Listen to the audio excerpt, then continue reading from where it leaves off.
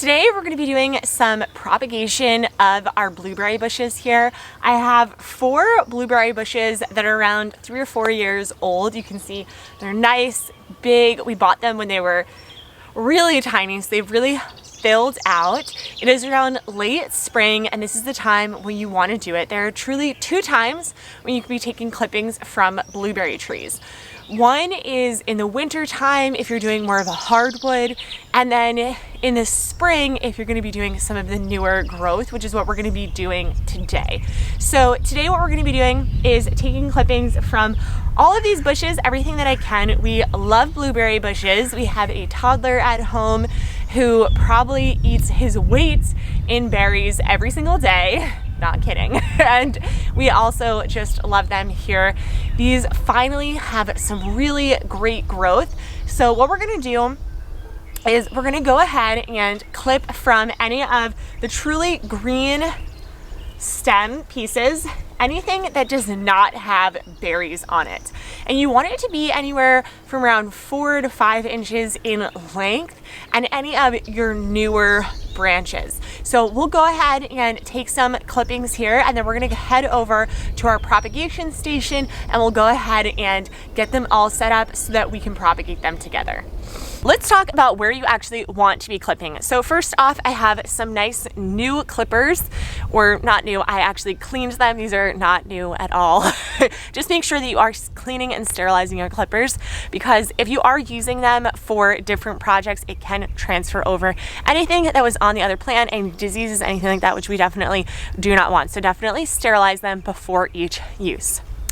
Where I am clipping on here, I'm gonna go ahead and clip right after a leaf node. So you can see I clipped right after this leaf right here. This is because this is enough energy will be here for it to actually transfer over and help grow. Before we go to our propagation table, we can also pick off some of the last remaining leaves on here because we will not need them. This will be underground. When you're clipping, you don't want to get any of the branches that have blueberries on them. Instead, you want to get a branch that does not. For example, here we have our berries here, our fruit here. So we could trim off this leaf, this branch here, or we could trim off this branch here. We have a bunch of great clippings, so now we're going to go ahead and bring these over to our propagation station, and I'll show you what the next step of the process looks like. Come on. I had a little guest come and join me, so we're actually going to have my husband help with the next step because it is a little poisonous, and that is with the rooting hormone. But before we do that, we're going to prep our cuttings. So what we'll do is we'll take our cutting here. I'll take a new one. We'll take our cutting that we have, and we're gonna remove the bottom 2 or 3 leaves here. So you have about 1 inch that is leafless. This is because this is gonna be dipped into our rooting hormone and then put into our potting solution. Okay, so we'll go ahead and take off all of our leaves. While we're doing this, we're also going to cut off the top set of leaves right at the node. So you have around 3 or 4 leaves. You don't really need the excess at the top. Once you've gone ahead and done all of your clippings, then we're going to have the bottom piece of our cutting right here. You're going to want to wet this piece. It did recently rain, so I don't actually have to do that. And I'm going to dip it into my rooting hormone.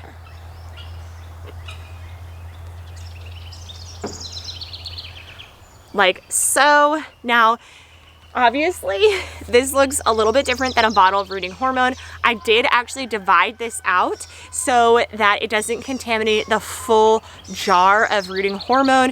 If there is any type of disease or anything, I really don't want to be putting that into my jar for future cuttings. So I'll use it for this.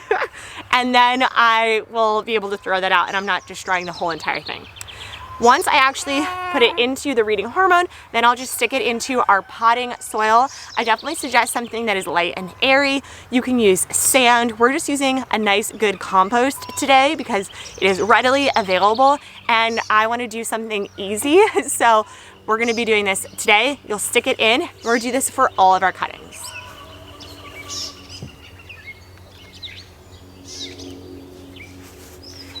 And I'm gonna have my husband do this so that we don't get rooting hormone on our little one. Now we've got everything in our pot. I definitely suggest doing more cuttings than you actually want, just in case they fail. This gives you just more capability to have prosperous blueberries. We're gonna go ahead and put this in a shady spot. You don't wanna have direct sunlight. They're already cold hardied, so that will be really good. It's used to this temperature. I'm gonna go put it in an area that we have all of our propagation in. We have a nice shade cloth over, and then all you wanna do is water these, treat them like any other plant that you have, and after a couple months, they will start to root, so we'll check in on them in a couple of months. Definitely, if you're not a part of this channel, go ahead, hit that subscribe button, as you'll definitely want to come back and see what happens next.